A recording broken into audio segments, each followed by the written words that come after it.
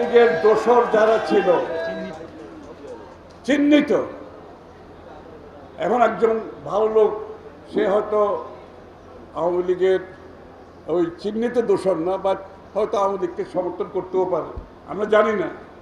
সে কাকে ভোট দিছে আমরা জানি না, কিন্তু সমাজের গ্রহণযোগ্য ব্যক্তি, সমাজে কোনোদিন রাজনৈতিকভাবে অস্থিরতা সৃষ্টি করে নাই, বিএনপির কার্যক্রমকে প্রতিহত করার চেষ্টা করে নাই, বাধাগ্রস্ত করতে চেষ্টা করে নাই, বিএনপির নেতা কর্মীদেরকে হয়রানির শিকার করে নাই, পারলে পারলে ইনডাইরেক্টলি সহযোগিতাও করেছে বিভিন্ন ক্ষেত্রে।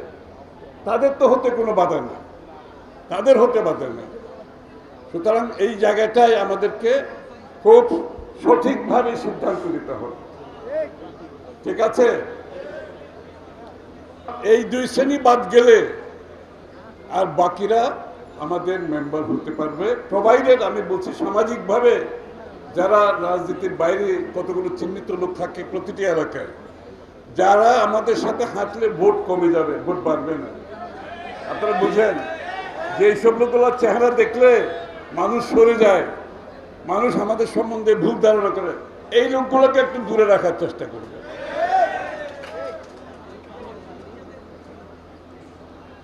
আর বিষয়টা হচ্ছে এই মেম্বারশিপ করতে গিয়ে আমরা চেষ্টা করব বৃহত্তর অংশকে আমাদের এই মেম্বারশিপের আওতায় নিয়ে আসার জন্য, বৃহত্তর অংশকে।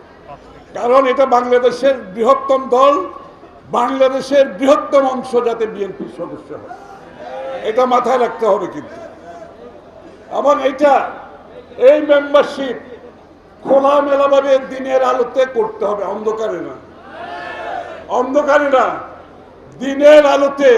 আজকে যেভাবে আমরা এখানে করছি, আপনারা প্রত্যেকটি শহরে, প্রত্যেকটি থানায়, প্রত্যেকটি ইউনিয়নে এইভাবে মেম্বার করবেন, ঠিক আছে?